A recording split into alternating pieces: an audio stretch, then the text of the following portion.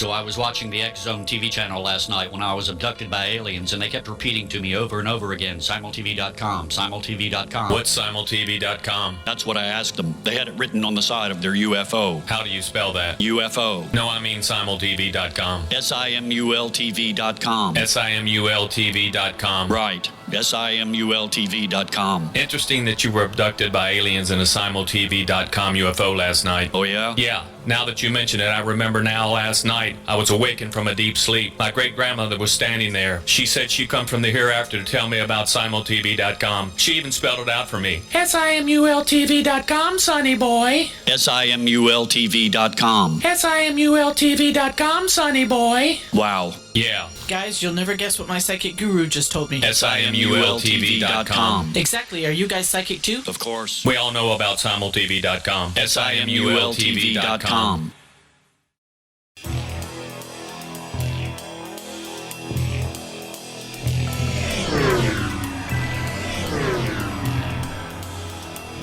This is A Different Perspective with Kevin Randle.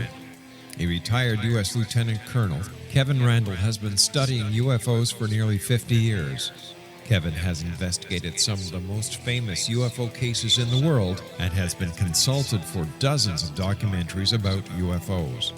Considered one of the leading experts into the Roswell UFO crash of 1947, Kevin has written more than 25 books about UFOs, including the recently published Roswell in the 21st Century. Now, here is the host of A Different Perspective, Kevin Randle.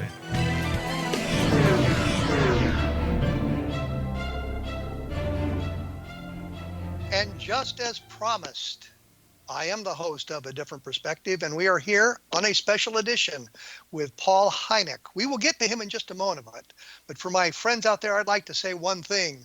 Winter has come. For those of you who understand Westeros will know what I'm talking about now. There has been a show on the History Channel for the last several weeks called Project Blue Book, and cleverly it's about Project Blue Book, and the main character, who used to play Littlefinger on Game of Thrones, is playing Dr. J. Allen Hynek.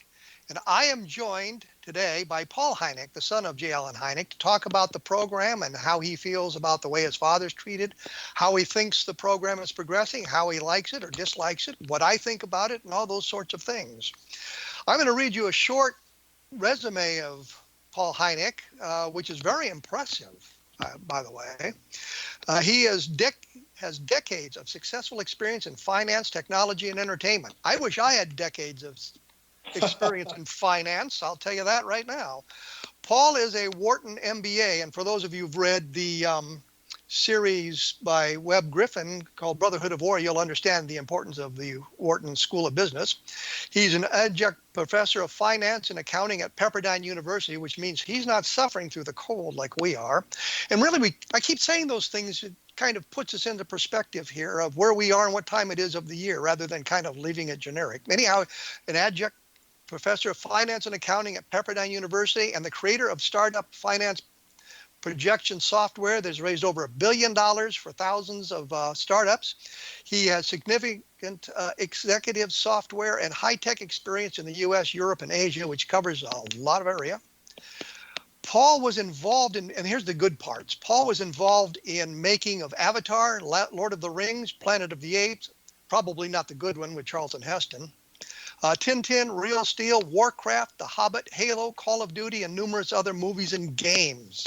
Paul has led a successful acquisition of Giant Studios' ownership of its renowned virtual production motion picture capture software and was instrumental in Giant's sale to James Cameron for Avatar 2 through 5, which I guess there's going to be sequels to Avatar. Paul is a consultant on history's new hit show, Project Blue Book, which is what we'll be talking about, and was a technology consultant on, what is it, Mayne versus Shark? Is that supposed to be Man versus Shark? Mayne. Mayne versus Shark. Okay, I read it right. Which was on the Discovery Channel's Big Shark Week special in August, or will be, I guess, there in August of 2019. As I said, he's has a Master of Business Administration from Wharton School of Business, a Master of Arts of International Studies from the University of Pennsylvania's Joseph H. Lauder Institute, and a BA in French from the University of Illinois, or as we say, Illinois, just to annoy the people who live there.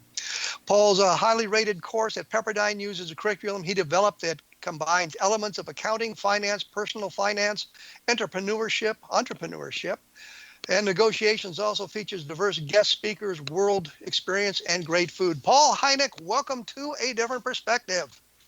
Thank you, Kevin. And I'm happy to bring you some California sunshine. You failed, pal. It's like 21 degrees below zero here, and it's even colder in Ontario. So there you have it. Hey, I've done my stint more than 20 winters in Chicago. And it's really cold there, too, by the way. Yeah, Siberia. I think the big topic of discussion in the UFO field, and I'm sure you've seen the various reviews of the program and how some people of the UFO community absolutely hate it, and others who, sort of like myself, look at it as a drama as opposed to a documentary. So we can kind of separate the elements of the drama from the elements of history that are kind of plugged into this thing. What is the feedback that you've seen? How are people reacting when they find out who you are and how you have connected to this? Feedback I get is really good. Most of the people I talk to about the show are, let's say, UFO civilian types and just want to have good entertainment. And they find the show to be really fun, like sort of a modern update on X-Files, but set back in the 50s. And I've talked with a lot of people in the UFO community, including yourself. We had a nice correspondence. And yes, it's not meant to be a documentary, like you said, but a drama, a highly dramatized portrayal based on real people and real events. I think it's really fun. It's the kind of show that really helps get a discussion going and get, hopefully, sort of open the aperture to welcome more people into serious discussions about one of the most vexing questions ever to confront mankind. Well, the one thing that inspired me to get in touch with members of the family was, after watching the first episode, I wondered how the Hynek family viewed the way J. Allen Hynek was being treated in the program, and I hadn't really seen anything about that. That was kind of why I reached out to you to find out how you felt about it. And I mean, it's very fictionalized about his investigations of UFOs, and so I wondered, how do you deal with that, and are you pleased the way he is presented? Yeah, so this was a show that was going to be made using public domain aspects of my father's life, whether or not the family was involved. And the network was very gracious to allow us to be part of the show, my brother Joel and I, to give more input and sort of color as to my dad's character. One of the reasons we were happy to do that was, you may well agree that when I see portrayals of scientists, they often kind of look at them as Vulcans and just always using logic everywhere and not a living, breathing, warm human being. So we were very happy to get involved to provide a fuller portrait of what my father and my mother were like, both as people and their work with UFOs and the Air Force. And so we've been very happy with our ability to participate. And the show is not striving to be accurate, but really to be authentic with how they sort of grok the characters of my mom and dad and use them in ways that are authentic and respectful in highly stretched circumstances. Well, I'm going to tell you a joke that a friend of mine, Bob Cornett, and I were going to play on your father, because we were both Air Force people, and we thought we'd put on our uniforms where he might be lecturing us somewhere and walk up to him and quietly whispering to him, "Dr. Hynek, do you have the time?" and then leave. Anybody wonder what did these two Air Force guys come in and tell him that about that? Well, they just asked me the time. Who's going to believe that? We thought that would be a wonderful joke to play on him. Never had the opportunity, unfortunately. So well, he would have liked that. He had a very, very acute sense of humor. Well, we just thought that would be a wonderful thing to do, because he could never explain it to anybody, I suppose. Well, I guess he might feel like he's sort of being downgraded, because when the Blue Book folks approached him, it was 3 Air Force guys. So if there's only 2 coming later, then things might be simmering down a bit. I hadn't thought of it. I could have rounded up some of my other Air Force pals to visit with him, I suppose. Yes. So you're not concerned with the highly fictionalized way the program is going. You find that not to really harm, I guess, UFO research in any way, and kind of makes it more interesting? Well, I don't know if I'm really equipped to speak on effects on overall UFO research. I think it's more your wheelhouse.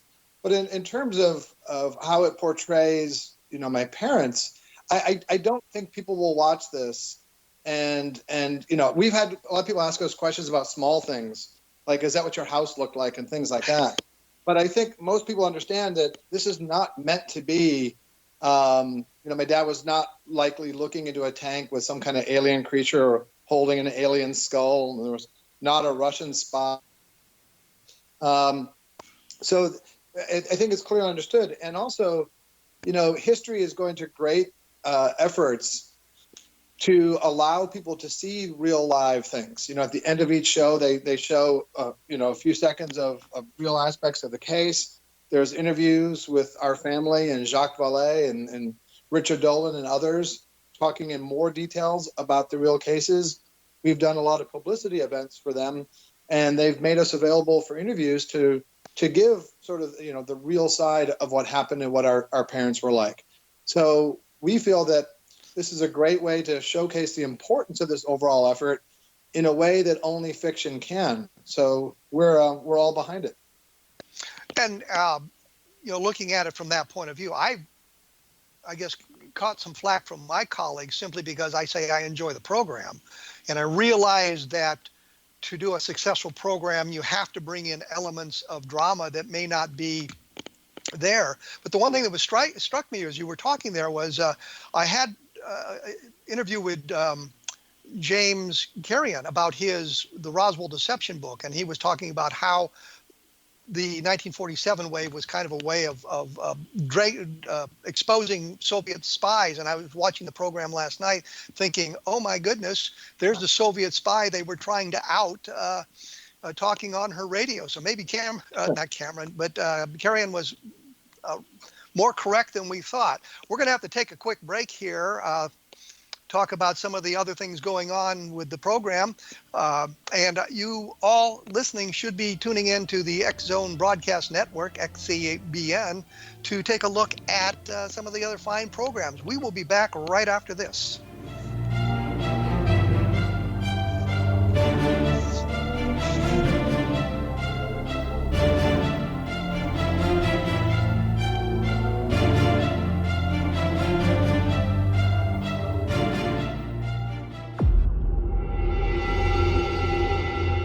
Whether you're a skeptic or a believer, join me, Rob McConnell, as together we'll investigate the world of the paranormal and the science of parapsychology here on the X Zone Radio TV show on XZBN and the X Zone TV channel on Simul TV. Since 1990, the X Zone Radio TV show has been the place where people dare to believe and dare to be heard. Together, we'll investigate UFOs, aliens, ghosts, Bigfoot, psychic phenomenon, lake monsters, conspiracy theories, government cover-ups, the truth embargo, alien abductions, ESP, haunted locations from around the world, and so much more.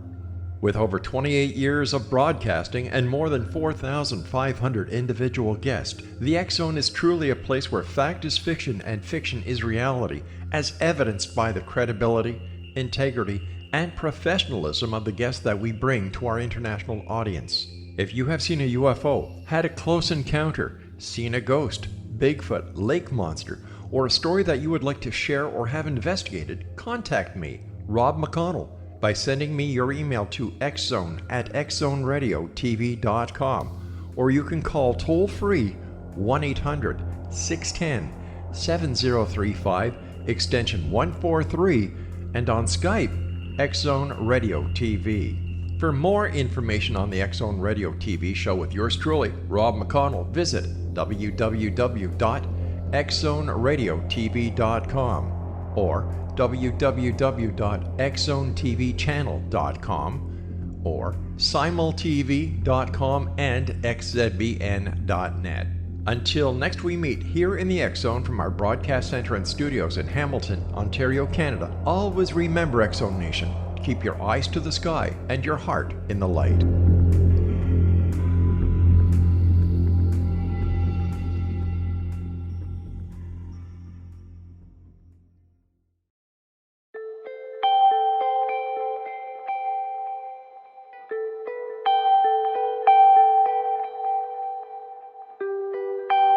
It's hard to listen to the news without realizing we're living in volatile, unprecedented times. Yet never has there been such an opportunity to transform the human condition. As old structures fail, where can we find the guidance to co-create a better way? Find Your Path Home is an ever-evolving, leading-edge information, education, and healing resource center designed to support and guide you on your path to unity and enlightenment. Based on sound principles employed by shaman worldwide, we provide techniques that can support you through the current transitions, offering online shamanic classes, international long-distance shamanic healing sessions, complimentary Mission Evolution radio episodes and Stairway to Heaven TV vignettes, seminars, retreats, and much more. All of this can be found on findyourpathhome.com.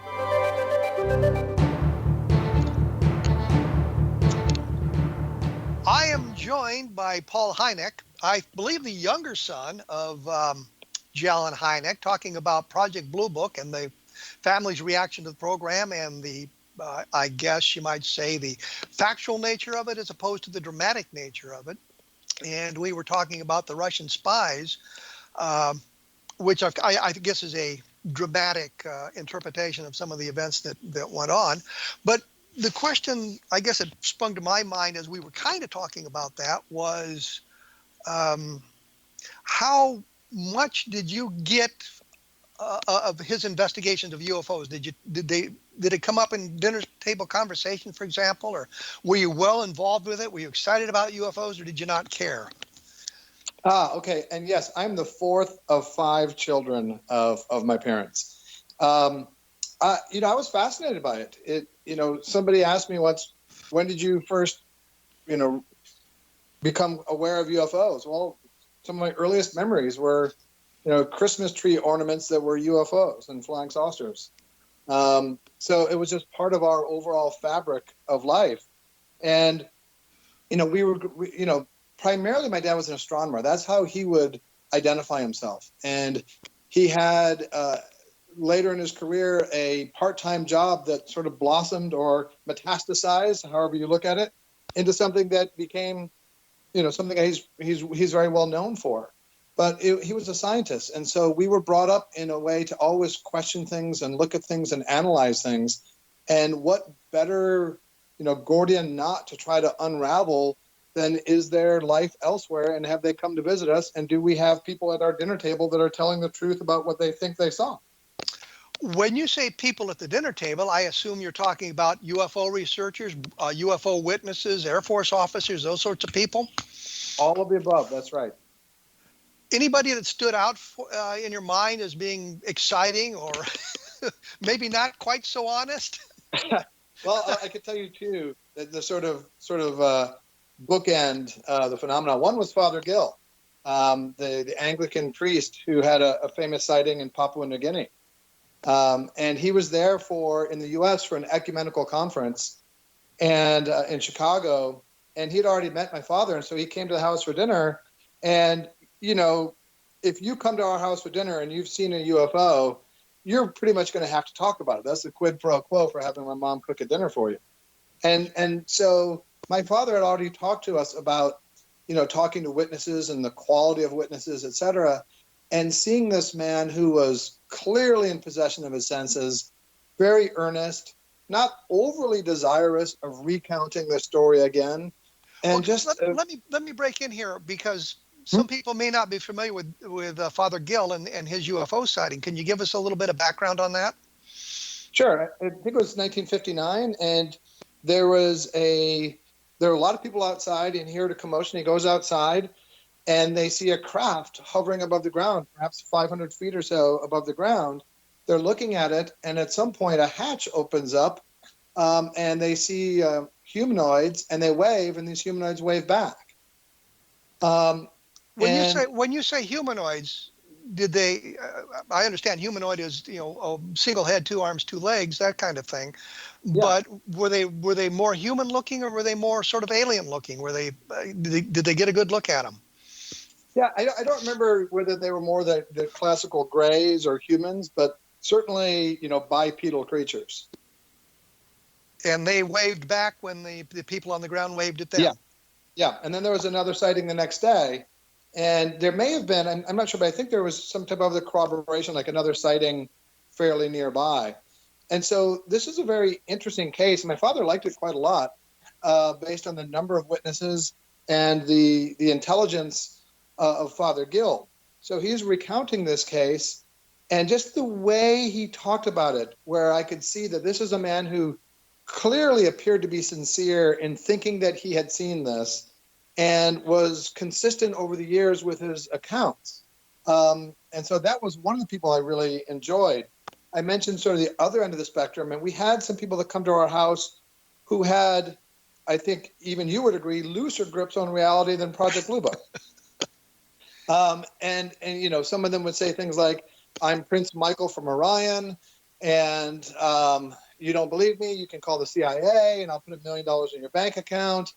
And people that came and said, my father should leave Italy where he was traveling because of the impending seismic activity, and that Brezhnev and President Reagan would be hand slaughtered the next day on the steps of the Kremlin and the White House, respectively. So we had a quite a variety of dinner guests. Well, my pal Rob McConnell had a guest on his program that talked about how those of us who had served in Iraq really didn't go to Iraq. We had gone to Mars to fight with aliens up there against other aliens, and all of this stuff. And so I did a column on my blog, kevinrandle.blogspot.com, which gives me a chance to plug that. About how, that was all true. We were on Mars, and it was amazing that they were able to. We could order stuff from Walmart and get it within a week. We thought the amazing distribution from Earth to Mars, and we could call home, and there was no delay in the signal or anything like that. And so it was all true.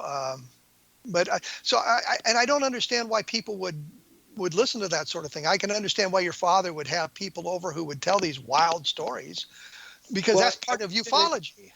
I wouldn't say that he had them over. Father Gill, he did invite over. The other ones just sort of showed up at our door. And conveniently, most of the time, father wasn't there. Oh, so you had the rare and distinct opportunity to interview them yourself. Not so rare, but distinct, yes. Did you get involved in many of investigations, not necessarily with Blue Book, but UFO investigations with your father? No, I didn't. I mean, I was a young whippersnapper. I would ask a lot of questions, but there wasn't a lot of value that I think my father thought I could add. Now, my brother Joel was older, and so he was there during some more of the Blue Book years. I was really what I call around during the Close Encounters years. So you're that much younger then. Yes, that's right. And my brother Joel, at my father's request, would tape conversations to record them, to have them for archive. So, I remember I tried to earn my junior field investigator badge one day because a call came in, and I was talking to the person, and I took my father out there, and turned out the guy was just completely nuts, and almost violently so. He had this big knife. And so I just had to get my dad out of there. And I think that was probably the end of my investigatory career. A big knife, a Crocodile Dundee knife? Yeah. That's a knife. Yeah. Was there any cases that your father was involved in that kind of caught your fancy as well, that he maybe discussed with you or something like that? Well, we mentioned the Father Gill one. He also liked Socorro quite a lot, Lonnie Zamora. It was a very interesting case, and Rendlesham Forest, and a variety of others. But for my dad, and a lot of people would ask me, did your dad ever see a UFO? And I've seen accounts that he saw two things that he couldn't explain, but he didn't attach a lot of credence to it because it's just one person seeing something. Okay, there's not a lot that you do with that. So, and he also didn't like to talk about things that he may have seen himself, because that would tend to sort of impugn his own integrity as just an impartial observer of a phenomena, as opposed to somebody who's been contacted or had his own special experience. Well, in my own case, people say, well, have you ever seen a UFO? And most of the time I say no, because it's just not worth going into the explanation. But when I was growing up in Denver, I was a member of the Denver UFO Society, which I think is still going on. And we had a big get together down in Castle Rock, which is south of Denver, one night. And we were sitting around the campfire watching, and we saw a light go overhead, got directly overhead, flashed once, and continued on. This was back in the days when the sky wasn't littered with satellites. And it was in a polar orbit. I don't think there was really anything in a polar orbit at that time. So, that's my UFO sighting, but, it's just a light crossing the sky. Speaking about UFO activities or the community in Colorado, I'm going there at the behest of Paula Harris, who's a longtime family friend and well-known UFO investigator, to speak at the University of Colorado in March. And what will be the topic other than just UFOs? What do you talk about? To be determined how much more specific it will be than UFOs. You wait to the last minute like I do then. Yeah, that's a long event horizon right there. I see. Did you have much input into the cases picked for the Project Blue Book program? No, and we didn't need to. Both David O'Leary, the show creator, and Arturo Interian, the senior vice president of scripted programming for history, are amazingly knowledgeable and passionate about the UFO phenomena. Well, we're going to have to take a break here in just a minute. Let me say, I've been in contact with Arturo for a number of weeks here. We've had a nice back and forth, and I am astonished at the level of experience and knowledge that he has of the UFO phenomena, because I didn't even mention some of the stuff to him, and he's talking about the 4602nd Air Intelligence Service Squadron, which was responsible for some of the UFO investigations and things like that. So he's well equipped to be involved in this sort of thing. As I say, we're going to have to take a break. I will have more information up on my blog at www.kevinrandle.blogspot.com. I'll have a review of last night's program up there as well, which didn't impress me much. It seemed to get too much of the esoterica of the situation as opposed to the UFO sightings, and some things that happened in the program I just don't see the military being engaged in. And if you get a chance, take a look at some of the other fine programs on the X Zone Broadcast Network, which I always mean to say and sometimes forget to do, because you'll find a lot of things of interest in a wide range of subjects. We will be back with Paul Hynek right after this.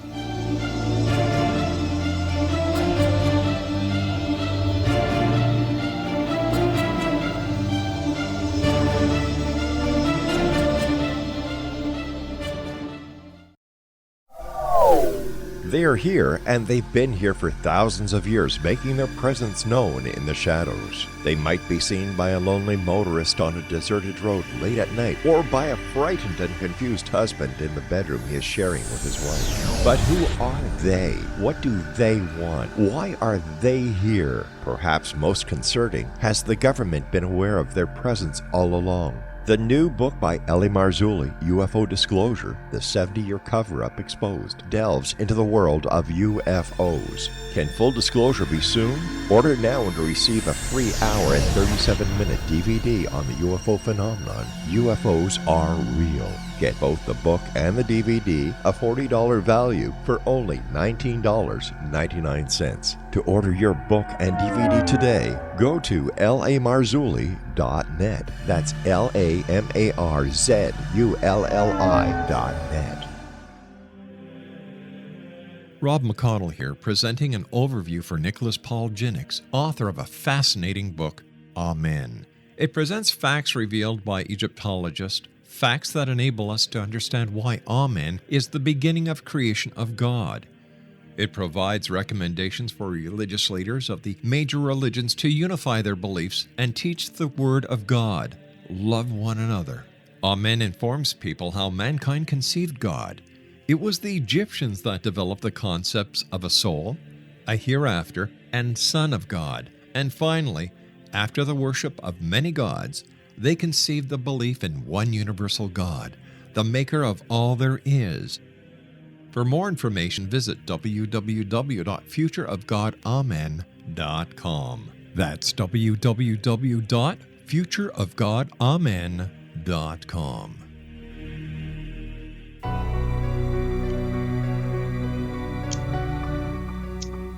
In keeping with the tradition set up by, Edward R. Murrow and many others, we are back.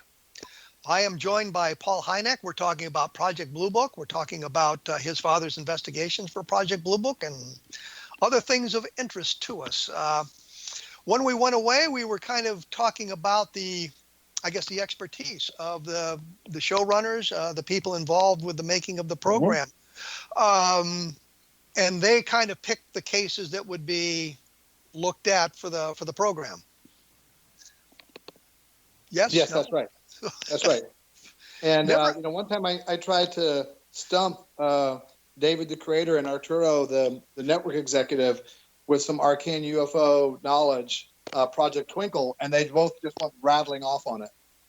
I really like Project Twinkle too, although I understand that the green fireballs still are seen over the southwestern United States periodically. I mention that simply to point out that I know what Project Twinkle is as well.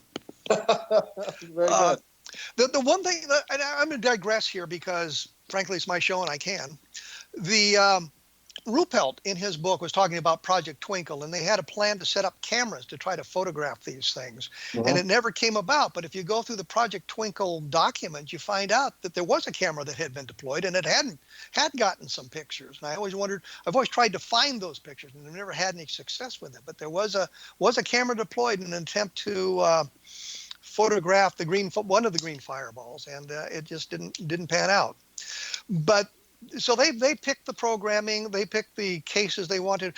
I've noticed that the timeline is skewed as well, because we started out with the Fargo, North Dakota Gorman case from 1948, and then we jumped to 1952, then we were 1951, and last night we were back to 1948. And I understand they're doing a drama, so those sorts of, minutiae isn't important to them. But is that come up in conversations that they're kind of jumping around the board on the dates of the cases? Oh, sure. And they're certainly aware of that. But what they're trying to do with the show is portray, real UFO cases and to sort of imagine what would have happened if the reports are true. And it fits better in the narrative arc to sort of change the order around, but still to present the real life versions of the cases at the end of each episode. Last night's episode, and if you haven't watched it and you want to, spoilers ahead, they break into, a top secret lab, and they find, you mentioned it earlier, an alien in a jacuzzi. Okay, a jacuzzi, a big tube floating around in there. And there was actually a hint it might be alive. I don't know if that was just something that I picked up and wasn't right. But does that worry you at all about the whether program? the alien's alive or not, you mean? No. I mean the fact that they get into this top secret lab. Well, I guess what bothered me was it's a top secret lab, and they got in there awfully easily, and yeah, sure. And Littlefinger was taking, I shouldn't say that, Dr. Hynek was taking pictures. Yeah. For those of you who don't know, the man who plays Dr. Hynek was Littlefinger in Game of Thrones. Right. And, you mentioned winter is coming earlier, which is obviously, as you said. Winter has come. Winter has come, right? Which is a reference to Game of Thrones. Now, if the producers of Game of Thrones had made a documentary, first of all, that didn't exist, but they made a documentary about the Middle Ages and all that, people wouldn't be talking about that. But just like with Close Encounters, which is a fictional piece, the word Close Encounters, that phrase that my father coined, has entered the vernacular. And that's the power of these fictionalized portrayals of whether or not they're based on real life circumstances to get attention and people talking about a phenomenon, which is something that my dad felt was very important. He was really I mentioned an astronomer and a popularizer of science. And he enjoyed the effect that Close Encounters had on getting people to look at UFOs as a serious phenomenon. And I think he'd feel the same way about this show as well. Well, I think the difference is there when you talk about Game of Thrones, it's not predicated on European history. As we're not saying, well, based on true events in European history, although some of us can identify some of the true events. Some of the trappings, right? But with Project Blue Book, they say, it was suggested by real events or based on true stories or something like that. So there's a difference there that they're kind of hinting. Maybe there's more validity to the more validity than is really in the program. And I understand the difference between the drama and the history, and you're not making a documentary, but that based on real events is kind of worrisome to.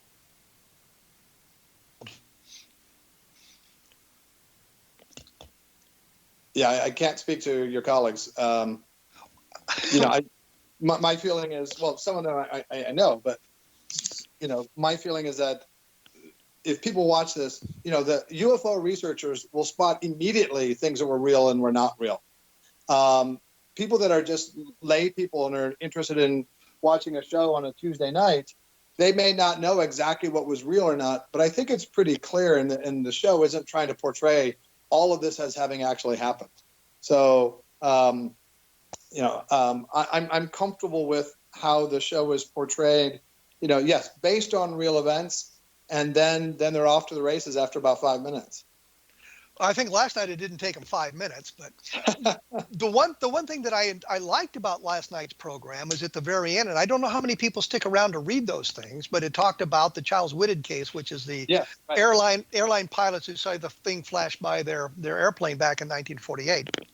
Right. If you look carefully, when Aiden, playing my father, is in that plane, he's writing on a notepad and he's writing Charles Whitted. But was he actually?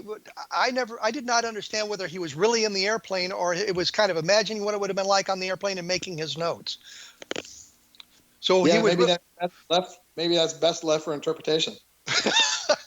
Well, what I was going to say, what I liked about it when they did the analysis of the case at the end, they pointed out that your father's first inclination was that it was a bolide, a very bright meteor. Right. Right. And looking at the case and looking at what Childs and Whitted said, and I've seen the Air Force file and everything else has been written on it. And there was an interesting thing on YouTube that I picked up a long time ago now called Meteor Fall Compilation. It was 3 minutes and 19 seconds, and it was somebody put together all these videos that have made of meteor falls over the last several years after we all got cameras and phones and everything. And when you watch the things break up, as they come apart, we get to see it and we get to slow it down and look at it. But if you caught just an instant of that or part of it, it would look like a lighted cockpit and square windows trailing fire out the end. And I think that the Charles Whitted case is explained by that, especially when you bring in the Zond 4. And now I'm getting into the minutiae of this, but the Zond 4 reentry was a Soviet craft that broke up and fell into the atmosphere. And a number of people made illustrations of what they had seen, and it looked an awful lot like the illustrations that Childs and Whitted had made after they had seen the thing in 1948, which to me suggests that your father's explanation back in 1948 was probably the right one. Right. So that's right. That's interesting, right? So you have this dramatic portrayal of what it could have been and the effects it has, and the possible occupants of these crafts and their luxurious, tank accommodations in some Air Force base. Being, watched over by Werner von Braun, who my father actually did meet. But then at the end of the show, they tell you, okay, well, Dr. Hynek said he thought this was a meteor. So it would be clear then that most of that stuff then actually didn't happen. Well, you can say that the Charles Whitted case didn't happen, but the rest of the program isn't really predicated on that case. It's predicated on what else was going on in the investigation that Quinn and your father are engaged in, or Littlefinger's engaged in, if you want to be that way. But like I said, I wondered what his reaction would be to the way the thing is moving forward. Your indication is that he would enjoy the program for the drama that it is. I think so. I think he would have felt that people would know that this is not meant to be a documentary, and I think he would have thought it was great fun and just kick back with his comfortable slippers and popcorn and have a grand old time. One of the things that I read, I think actually this morning, was one of the people saying that Dr. Hynek must be spinning in his grave because of the portrayal. And your attitude, having known the man much better than any of the rest of us would have, is that he would be enjoying the program. Yeah, it's hard for a son to predict what his father would think about something sometimes, but I don't, I think he would think that it's doing a service in getting people to have an open look at a phenomenon that is not going away, and that's portrayed in a way that's kind of a barn burning serial. And so we look at it. I look at it as a drama with a X-Files vibe to it that is based very loosely on the Project Blue Book files and that investigation. But I don't see that as a major problem, and I think you're right that it's getting people interested in UFOs who may not have had any interest in it. Yeah. I know when I watch some of these reality TV programs, one of the first things I do is check to see how much information is available on this reality and how accurate it might be portrayed. We are going to have to take another quick break here because we're just getting up against the time. As I say, take a look at my blog at www.kevinrandle.blogspot.com. And if you would like more information on the Lonnie Zamora case, that Socorro, New Mexico case that was mentioned just a moment ago, I did a book, Encounter in the Desert, which is about the Lonnie Zamora case and all of that went on. Also, just remember to take a look at the X Zone Broadcast Network website, see if there's some programs on there that will excite you and bring you to the other programs when you get a chance. I will be back in just a few seconds with Paul Hynek. We will be talking about the Project Blue Book program. Say that fast, really. Say that 3 times really fast. We will be back right after this.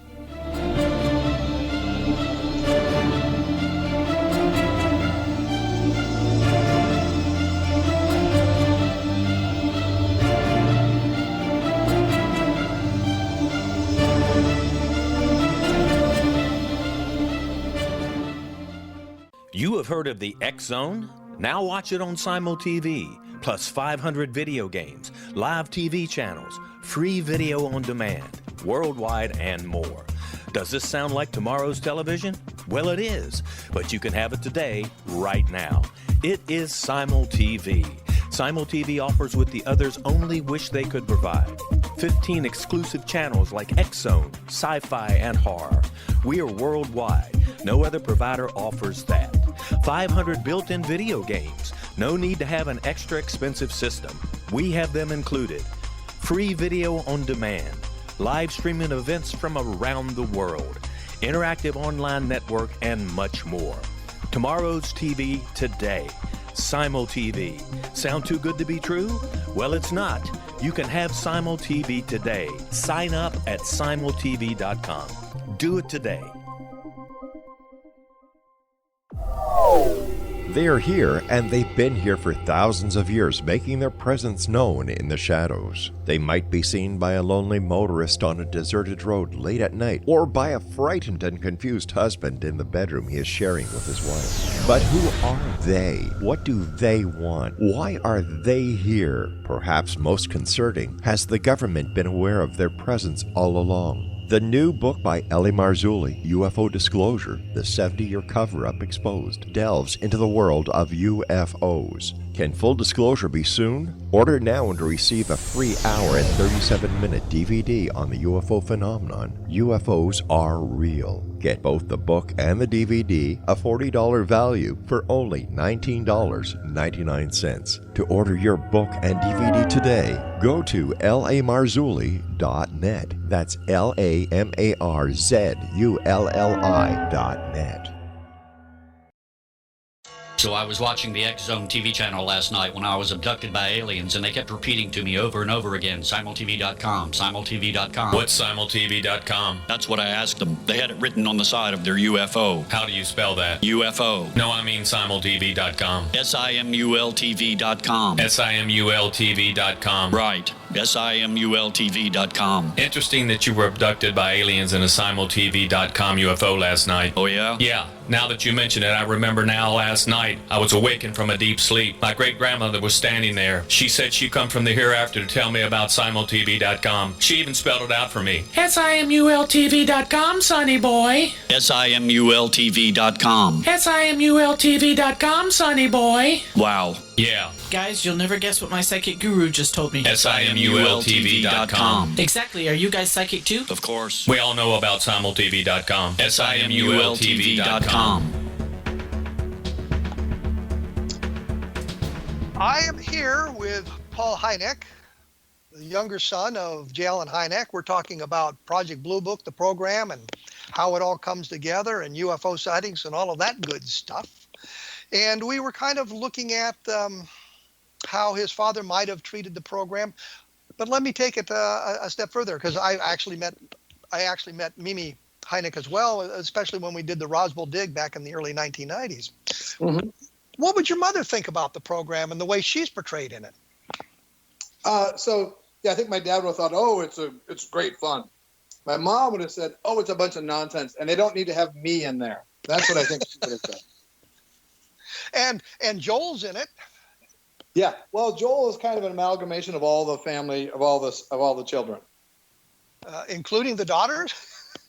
Yeah. And one of the things we've showed them, they just, in a show like this, you don't have that much time to develop the characters, the children's characters. But the reality in our house was, my brother Scott got his PhD from MIT, so he's a very smart scientist and engineer. And Joel is making nitroglycerin and making a jet engine in the backyard and doing shortwave or ham radio. So there's a lot more richness that could be tapped from the children's lives, and that the producers may delve into in upcoming episodes. I don't know. What about the Russian spy aspect of this? As I said earlier, James Carrion's probably excited about that, given his take on what was really going on back then. Why is this in the program? There was really no sort of real contact with Russian spies or anything like that in real life. Well, if I knew of contact with the Russian spies, they would have had to be extraordinarily bad spies, because I was like a 10-year-old kid. But I think one of the things that the show does is, set against the backdrop of this is really one of the, because Project Blue Book, and you mentioned the 4602nd Air Squadron, which really started siphoning off the cases, I think around 1953 from Project Blue Book. They were the most promising ones for the Air Force to, reverse engineer propulsion systems, et cetera, and leaving Blue Book mainly a PR exercise to tamp down hysteria. And just as the show says, I think correctly, just solve cases. Just solve as many cases as you can. Take this nettlesome worry away. And in essence, as David O'Leary, the creator, says, this is kind of a forerunner to our fake news today. And so it's set at a different time, but we can examine that concept. And having Russian spies then, and of course Russian interference in things now, it's kind of a call out for things that may come. I hadn't thought about it in that context. That we're kind of looking at it in today's environment, and we're setting it back into the 1950s with the Russian interference. That's a good point. Right, and that's something that one of the reasons that David set the show, because he has an abiding and long-time hardcore nerd interest in UFOs. And if you want to make a show about UFOs, there's a lot of people you can portray or a lot of time periods. But that's one of the reasons he chose the 50s, is to examine that angle. Well, I would like to say, next time you talk to David, mention that my life is just a really exciting thing to do. And my UFO research would just be a wonderful program. I'll expect a phone call here soon. Just a little.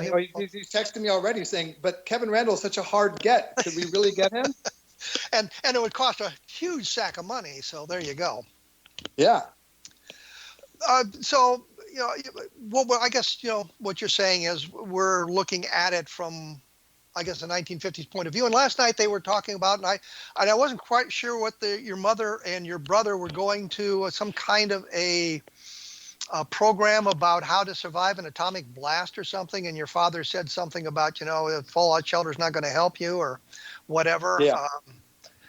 Yeah. Was there anything like that going on in the 50s? I mean, in your household, I understand from the 50s. I don't remember doing the duck and cover in school, but Well, that was before my time. So, I was born in the 60s, so I don't know what happened in our house in the 50s. I don't know of any stories or accounts of bomb shelters. But I think that's partly, that was, I think, just sort of like condensing all 5 of us children into one. They've condensed these various elements that were present in society. My father, when Sputnik went up, my father was giving twice daily briefings to the Congress because of the space race and the sort of fears of the Russian menace. So that was clearly something that was in the backdrop of society at the time. And so I think one of the easiest ways to manifest that is you got some creepy Russian dude or that beautiful Russian spy or the bomb shelters. Yeah, that's another good point. Like I said, I get the difference that they're making a drama as opposed to a documentary, and so I think some of the criticism pointed at the program about the way the UFO field is handled, is really not that important. And I enjoyed the show, but last night that just wasn't one of my favorite episodes, I guess. So there you go. I think I kind of asked this before. I'll give another shot at it. Was there a UFO case that you're aware of that you really enjoyed, that you thought was really a good one, other than Dr. Gill or Father Gill? A case that really kind of got your attention? Well, because I see it from a different point of view. I mean, I remember taking the call from Charlie Hickson in Pascagoula in 1973, I think, when I was a kid playing kickball outside. And so for me, I had a tangential but personal involvement from that case from the very beginning. And that was a very compelling case to me. And one of the aspects of that my father really highlighted was there was a recorder left on after a police interrogation, and it was clear that these two gentlemen didn't know was on, and their story between themselves stayed very consistent during that point.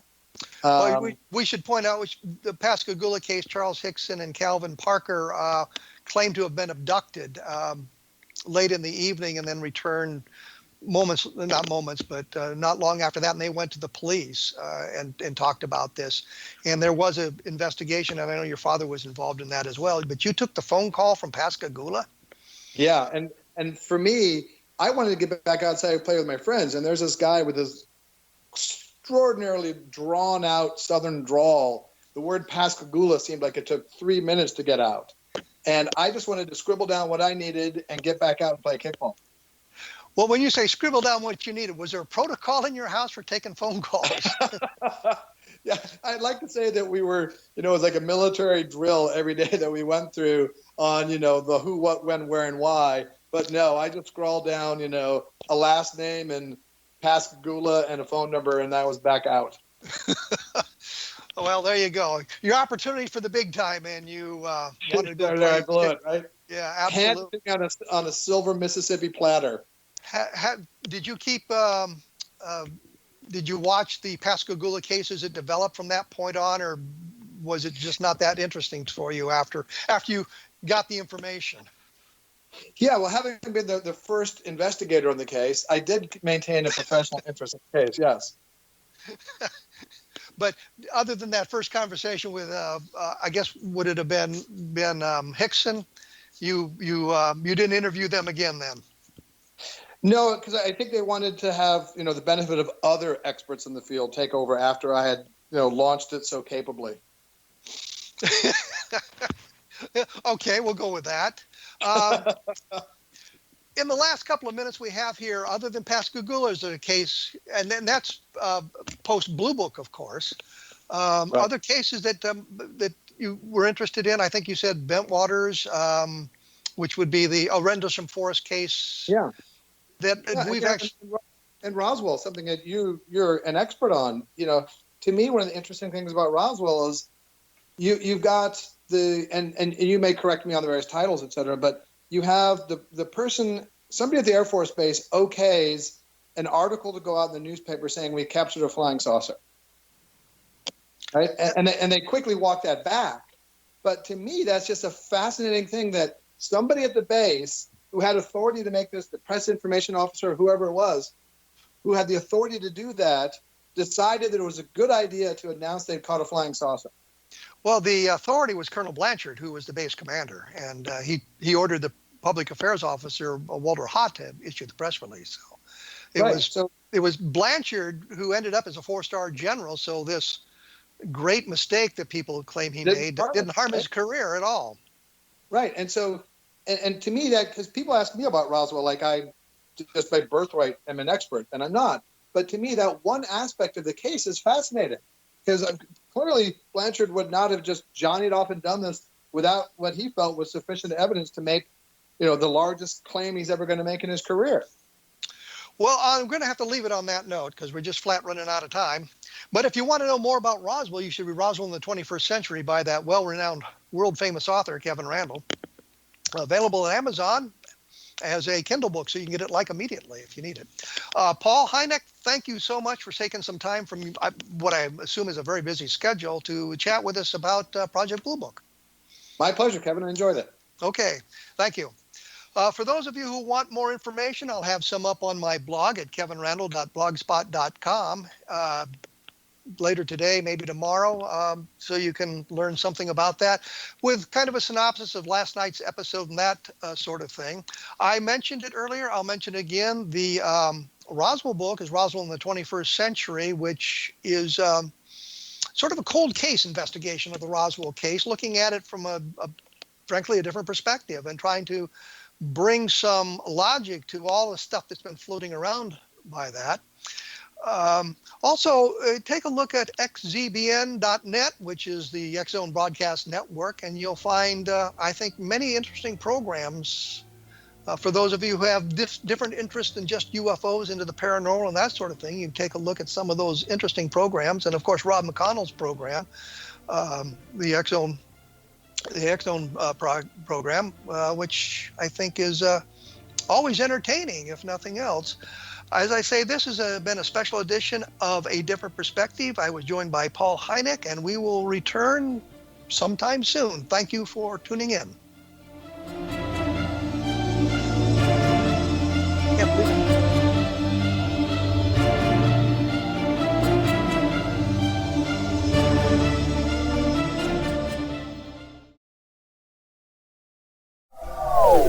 They are here, and they've been here for thousands of years, making their presence known in the shadows. They might be seen by a lonely motorist on a deserted road late at night, or by a frightened and confused husband in the bedroom he is sharing with his wife. But who are they?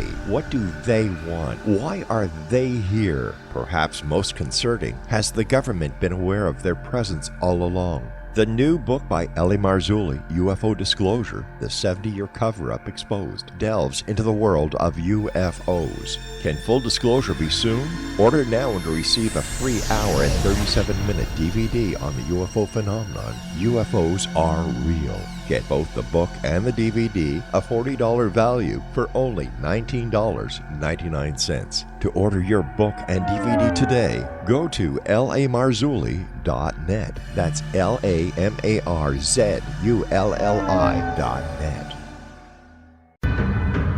If you are looking for a safe, zero-calorie, natural option to the harmful artificial sweeteners on the market today, Just Like Sugar is what you're looking for. Just Like Sugar is a wonderful natural alternative for those health-conscious people who choose a calorie-restricted diet with a great, pure, sweet flavor that tastes just like sugar. Just Like Sugar is a great natural option for people suffering from diabetes and may be useful in restricted diet programs where standard sugars are not allowed and does not cause a laxative effect of some other sweeteners.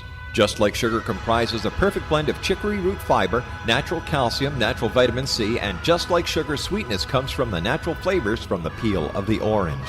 Just Like Sugar is a natural alternative to harmful artificial sweeteners and will change the way that you believe all natural sweetener products taste. Just Like Sugar is available at your local Whole Foods markets, Wild Oats markets, Henry's, Sun Harvest, and many other fine natural food stores in the U.S., Canada, and worldwide. You have heard of the X-Zone? Now watch it on Simul TV, plus 500 video games, live TV channels, free video on demand, worldwide, and more. Does this sound like tomorrow's television? Well, it is, but you can have it today, right now. It is Simul TV. Simul TV offers what the others only wish they could provide. 15 exclusive channels like X-Zone, Sci-Fi, and Horror. We are worldwide. No other provider offers that. 500 built-in video games. No need to have an extra expensive system. We have them included. Free video on demand. Live streaming events from around the world. Interactive online network, and much more. Tomorrow's TV today. Simul TV. Sound too good to be true? Well, it's not. You can have Simul TV today. Sign up at simultv.com. Do it today.